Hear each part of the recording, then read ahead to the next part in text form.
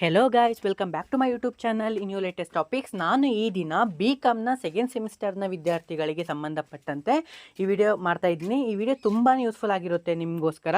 ಏನಪ್ಪ ಅಂತ ಅಂದರೆ law and practice of banking LPB ಅಂತ ಏನೆಲ್ಲ ಹೇಳ್ತೀರಾ, ಸೊ ಕೋರ್ ಸಬ್ಜೆಕ್ಟು ಅದಕ್ಕೂ ಆ ಪೇಪರ್ನ ಬಗ್ಗೆ ತಿಳಿಸ್ಕೊಡೋಕ್ಕೆ ಬಂದಿದ್ದೀನಿ. ಆಲ್ರೆಡಿ ನಮ್ಮ 2022 ಕ್ವಶನ್ ಪೇಪರು ನಮ್ಮ ಯೂಟ್ಯೂಬ್ ಚಾನಲಲ್ಲಿ ಇದೆ, ಹೋಗಿ ನೀವು ಬೇಕಾದ್ರೆ ನೋಡ್ಕೊಬೋದು.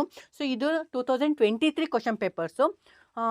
ಈ ವಿಡಿಯೋದಲ್ಲಿ ಯಾವುದಪ್ಪ ಅಂತ ನೋಡೋದಾದರೆ ಸೆಕೆಂಡ್ ಸೆಮಿಸ್ಟರ್ ಇನ್ ತುಮಕೂರು ಯೂನಿವರ್ಸಿಟಿಯ ಪ್ರೀವಿಯಸ್ ಇಯರ್ ಕ್ವಶನ್ ಪೇಪರ್ ಇದಾಗಿರುವಂಥದ್ದು 2023.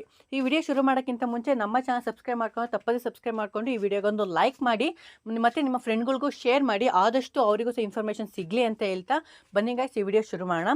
ನೋಡಿ ಗೈಸ್, ಮೊದಲನೇದಾಗಿ ನೀವು ನಮ್ಗೆ ಹೇಳ್ತಾ ಇದ್ರಿ ಬ್ರೋ ನನಗೆ ಇಂಪಾರ್ಟೆಂಟ್ ಕ್ವಶನ್ ಬೇಕು LPBದು ಅಂತ ನೋಡೋದಾದರೆ, ಸೊ ನೀವು 2022 2023 ಈಗೇನು ಅಪ್ಲೋಡ್ ಮಾಡ್ತಾ ಇದ್ದೀನಲ್ಲ ಈ ಪೇಪರ್ನ ನೀವು ನೋಡಿಕೊಂಡ್ರೆ ಆಲ್ಮೋಸ್ಟ್ ಆಲ್ ಇವೇ ಇಂಪಾರ್ಟೆಂಟ್ಸ್ ಆಗಿರುವಂಥದ್ದು. ಇವೇ ರಿಪೀಟೆಡ್ ಕ್ವಶನ್ಸ್ ಆಗ್ಬೋದು, ಇಲ್ಲ ಅಂದರೆ ಮೇ ಬಿ ರಿಲೇಟೆಡಾಗಿ ಬರ್ಬೋದು, ಇಷ್ಟು ಮಾತ್ರ ಹೇಳ್ಬೋದು.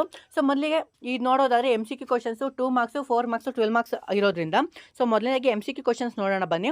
6 ಕ್ವಶನ್ಸ್ ಇರ್ತವೆ, 6 ಕ್ವಶನ್ಸ್ ಮಸ್ಟ್ ಆ್ಯಂಡ್ ಶುಡ್ ಆಗಿ ಅಟೆಂಡ್ ಮಾಡಲೇಬೇಕು ಅಂತ ನೋಡೋದಾದರೆ, ಮೊದಲನೇದಾಗಿ which among the following is A commercial bank, ಅಂದರೆ ಈ ಕೆಳಗಿನಲ್ಲಿ ಯಾವುದು ವಾಣಿಜ್ಯ ಬ್ಯಾಂಕು ಅಂತ ಹೇಳ್ತಾರೆ ಅಂತ ನೋಡೋದಾದರೆ, first one state bank of India, second point regional rural bank, option 3 reserve bank of India, option 4 cooperative banks. ಇದರಲ್ಲಿ ಏನಪ್ಪ ಅಂತ ನೋಡೋದಾದರೆ ಫಸ್ಟ್ ಒನ್ ಇದೆಯಲ್ಲ ಸ್ಟೇಟ್ ಬ್ಯಾಂಕ್ ಆಫ್ ಇಂಡಿಯಾ, ಇದನ್ನ ಕಮರ್ಷಿಯಲ್ ಬ್ಯಾಂಕ್ ಅಂತ ಹೇಳಿ ಕರಿತೀವಿ. ನೆಕ್ಸ್ಟ್ ನೋಡೋದಾದರೆ name of the person to whom the amount of the cheque is a payable, ಅಂದರೆ ಚೆಕ್ನ ಮೊತ್ತವನ್ನು ಪಾವತಿಸಬೇಕಾದ ವ್ಯಕ್ತಿಯ ಹೆಸರು.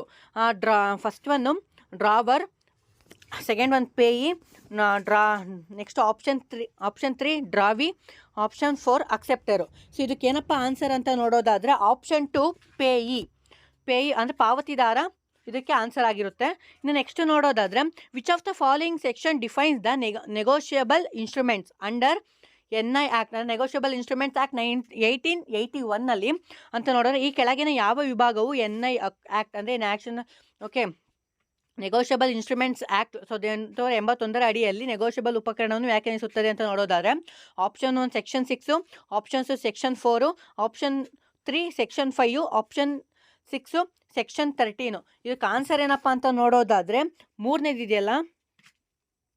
ಎರಡನೇದಿದೆಯಲ್ಲ ಸೆಕ್ಷನ್ 4. ಸೆಕ್ಷನ್ 4ನಲ್ಲಿ ನೆಗೋಷಿಯಬಲ್ ಇನ್ಸ್ಟ್ರೂಮೆಂಟ್ ಆ್ಯಕ್ಟು ಬರುವಂಥದ್ದು. So answer 2. ನೆಕ್ಸ್ಟು 4ನೇದು ನೋಡೋದಾದರೆ garnishee order is issued by, ಅಂದರೆ ಗಾರ್ನಿಷ್ ಆರ್ಡರ್ ಯಾರು ನೀಡ್ತಾರೆ ಅಂತ ನೋಡೋದಾದರೆ first one income tax officer, second one bank, 3 court, 4ನೇದು ನನ್ ಆಫ್ ದಿ ಹೆಬೋ. ಇದಕ್ಕೆ ಆನ್ಸರ್ ಏನಪ್ಪ ಅಂತ ನೋಡೋದಾದರೆ ಏನು ಗಾರ್ನಿಷ್ ಆರ್ಡರ್ನ ಕೊಡುವಂಥವ್ರು ಆಪ್ಷನ್ 3 ಕೋರ್ಟು, ಅಂದರೆ ನ್ಯಾಯಾಲಯ ಇದನ್ನು ಇಶ್ಯೂ ಮಾಡುತ್ತೆ. ಇನ್ನು ಎಕ್ಸ್ಪ್ಯಾಂಡ್ ದ ನೆಫ್ಟ್, ಅಂದರೆ ನೆಫ್ಟ್ನ ವಿಸ್ತರಿಸಿ ಅಂತ ನೋಡೋದಾದರೆ option 1 national electronic fund transfer, option 2 natural electronic fund transfer, option 3 nominal electronic fund transfer, option 4 natural electronic fund transfer ಅಂತ ಹೇಳ್ತೀವಿ. ಸೊ ಇದರಲ್ಲಿ ನೋಡೋದಾದರೆ ಇದರಲ್ಲಿ ಫಸ್ಟ್ ಒನ್ ಇದೆಯಲ್ಲ ನ್ಯಾಷನಲ್ ಎಲೆಕ್ಟ್ರಾನಿಕ್ ಫಂಡ್ ಟ್ರಾನ್ಸ್ಫರ್, ಇದಕ್ಕೆ ಆನ್ಸರ್ ಆಗಿರುತ್ತೆ. ಇನ್ನು ನೆಕ್ಸ್ಟ್ ಕ್ವಶನ್ ನೋಡೋದಾದರೆ collecting A banker is given protection only when he collects ಅಂತ ನೋಡಿದ್ರೆ, ಅಂದರೆ ಸಂಗ್ರಹಿಸುವ ಬ್ಯಾಂಕರ್ ಈ ಕೆಳಗಿನ ಯಾವ ಚೆಕ್ಕನ್ನು ಸಂಗ್ರಹಿಸಿದಾಗ ಮಾತ್ರ ರಕ್ಷಣೆ ನೀಡಲಾಗುತ್ತದೆ. ಸೊ ಅವನ ಬೆನಿಫಿಟ್ ಅಂತ ನೋಡೋದಕ್ಕಿಂತ ಸೊ ಅವನ ಪ್ರೊಟೆಕ್ಷನ್ಗೆ ಏನಪ್ಪ ನೋಡೋದಾದರೆ so first one a cross cheque, ಎರಡನೇದು ಆ್ಯನ್ ಆರ್ಡರ್ ಚೆಕ್ಕು, ಆಪ್ಷನ್ 3 ಆ್ಯನ್ ಬೆರಿಯರ್ ಚೆಕ್ಕು, ಆಪ್ಷನ್ 4 ಆ್ಯನ್ ಮಲ್ಟಿಲೆಡ್ ಚೆಕ್. ಅಂದರೆ ಇದಕ್ಕೆ ಆನ್ಸರ್ ಏನಪ್ಪ ನೋಡೋದ್ರೆ ಸೆಕೆಂಡ್ ಒನ್ ಇದೆಯಲ್ಲ ಆ್ಯಂಡ್ ಆರ್ಡರ್ ಚೆಕ್, ಇದಕ್ಕೆ ಆನ್ಸರ್ ಆಗಿರುತ್ತೆ. ಅಂದರೆ ಆದೇಶದ ಪರಿಶೀಲನೆ ಅಂತ ಬರುತ್ತಲ್ಲ ಆವಾಗ ಅವನಿಗೆ ಪ್ರೊಟೆಕ್ಷನ್ ಸಿಗುತ್ತೆ, ಆರ್ಡರ್ ಚೆಕ್ನ ಸಂಗ್ರಹಿಸಿದ್ರೆ ಮಾತ್ರ. ಇನ್ನು ನೆಕ್ಸ್ಟ್ ನೋಡೋದಾದ್ರೆ ಇಲ್ಲಿಗೆ ನಮ್ಮ MCQ ಕ್ವಶನ್ಸ್ ಮುಗೀತು. ಅದೇ ಥರ ನಮ್ಮ 2 ಮಾರ್ಕ್ಸಿಗೆ ಯಾವ ಥರ ಕ್ವಶನ್ಸ್ನ ಅರೈಸ್ ಆಗುತ್ತವೆ ಅಂತ ನೋಡೋದಾದರೆ 2023ನಲ್ಲಿ ಈ ಥರ ಅರೈಸ್ ಆಗಿದೆ. ಯಾವ್ಯಾವ ಅಂತ ನೋಡೋದಾದರೆ who is A consumer of bank, who is A customer of bank, ಅಂದರೆ ಕಸ್ಟಮರ್ ಬ್ಯಾಂಕ್ ಅಂದರೆ ಬ್ಯಾಂಕಿನ ಗ್ರಾಹಕ ಎಂದರೆ ಯಾರು.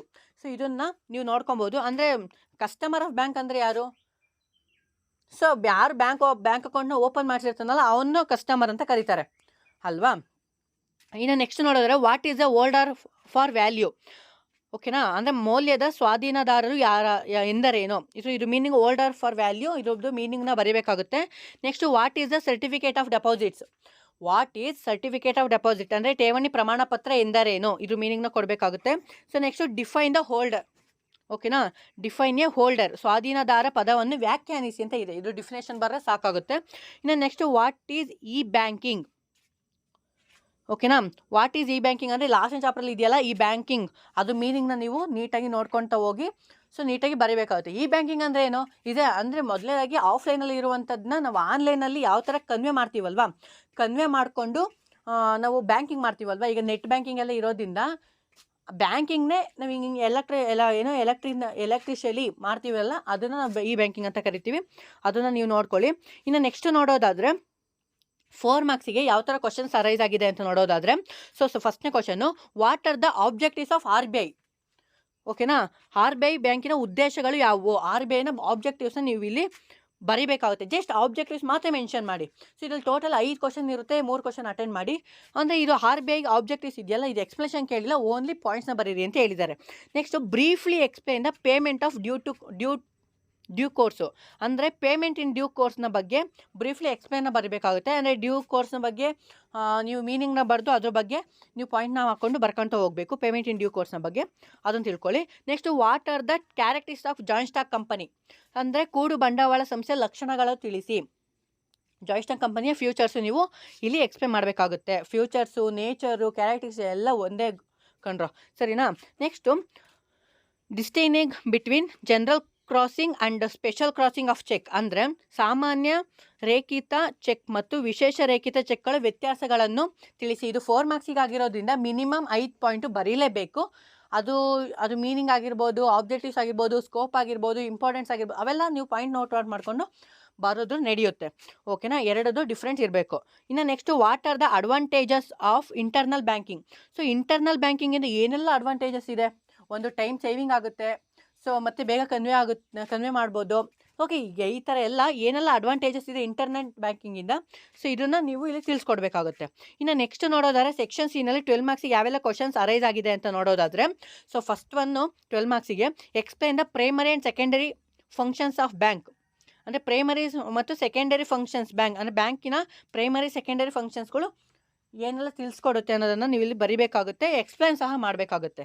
ಇನ್ನು ನೆಕ್ಸ್ಟ್ ನೋಡೋದಾದ್ರೆ ಬ್ಯಾಂಕಿನ ಪ್ರಾಥಮಿಕ ಮತ್ತು ಅಧೀನ ಕಾರ್ಯಗಳು ವಿವರಿಸಿ ಅಂತ ಹೇಳಿದ್ದಾರೆ ಅಷ್ಟೇ. ಇನ್ನು ನೆಕ್ಸ್ಟ್ ಕ್ವಶನ್ ನೋಡೋದಾದರೆ briefly explain the duties and responsibility of collecting banker. Paying banker, collecting banker second chapter ಇರುವಂಥ ಎಲ್ಲನೂ ನೋಡಿಕೊಂಡ್ರೆ ನಿಮ್ಗೆ ಈಸಿ ಆಗುತ್ತೆ. ಇಲ್ಲಿ ಕಲೆಕ್ಟಿಂಗ್ ಬ್ಯಾಂಕರ್ ಕೇಳಿದರೆ ನೆಕ್ಸ್ಟ್ ಪೇಯಿಂಗ್ ಬ್ಯಾಂಕರ್ ಕೇಳ್ಬೋದಲ್ವಾ. ಸೊ ಅದರಿಂದ ಎರಡಕ್ಕೂ ರೆಡಿಯಾಗಿ ಅವನ ಡ್ಯೂಟೀಸು ರೆಸ್ಪಾನ್ಸಿಬಿಲಿಟೀಸು ನೀವು ಅಲ್ಲಿ ಬರೀಬೇಕಾಗುತ್ತೆ. ಕಲೆಕ್ಟಿಂಗ್ ಮೊದಲೇನಾಗಿ ಹೆಂಗೆ ಬರೀಬೇಕು ಅಂತ ನೋಡೋದಾದ್ರೆ, ನಿಮ್ಗೆ ಗೊತ್ತಿರುವಂತಹ ಮೀನಿಂಗ್ನ ಬರೀರಿ ಕಲೆಕ್ಟಿಂಗ್ ಬ್ಯಾಂಕರ್ದು. ಆಮೇಲೆ ಅವನ ಡ್ಯೂಟೀಸು ರೆಸ್ಪಾನ್ಸಿಬಿಲಿಟೀಸು ಪಾಯಿಂಟ್ ಹಾಕಿ ಪಾಯಿಂಟ್ನ ಬರೆದಾದ್ಮೇಲೆ ಅದನ್ನ ಎಕ್ಸ್ಪ್ಲೇಷನ್ ಕೊಡಿ, ಔಟ್ ಆಫ್ 4 ಮಾರ್ಕ್ಸ್ ಸಿಗುತ್ತೆ, ಅಂದರೆ ಫುಲ್ ಮಾರ್ಕ್ಸ್ ಸಿಗುತ್ತೆ.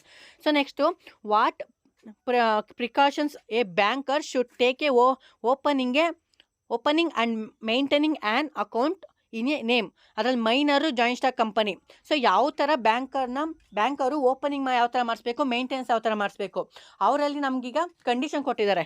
ಅಂದರೆ ಈಗ ಮೈನರು ಜಾಯಿಂಟ್ ಸ್ಟಾಕ್ ಕಂಪನಿ ಇವೆರಡರಲ್ಲಿ ಯಾವ ಥರ ವರ್ಕ್ ಆಗುತ್ತೆ, ಯಾವ ಥರ ಮಾಡ್ತೀವಿ, ಓಪನಿಂಗ್ ಯಾವ ಥರ ಮಾಡ್ತೀವಿ, ಮೇಂಟೆನೆನ್ಸ್ ಯಾವ ಥರ ಇರುತ್ತೆ ಅನ್ನೋದನ್ನು ನಿಮ್ಮಲ್ಲಿ ಬರೀಬೇಕಾಗುತ್ತೆ. ಇವೆರಡಕ್ಕೂ ಸಹ ನೀವು ಇದಕ್ಕೆ 6 ಮಾರ್ಕ್ಸ್ ಅಲಾಟ್ ಆಗಿರುವಂಥ ಅಂದ್ರಿಂದ ನೀವು ಇಲ್ಲಿ ಬರೀಬೇಕಾಗುತ್ತೆ. ಇನ್ನು ನೆಕ್ಸ್ಟ್ ಕ್ವಶನ್ ನೋಡೋದಾದರೆ what is endorsement, explain types of endorsement. ಇದಕ್ಕೆ ನಾನು ಪಾಯಿಂಟ್ ನೋಟ್ಸ್ ಹಾಕಿದ್ದೀನಿ.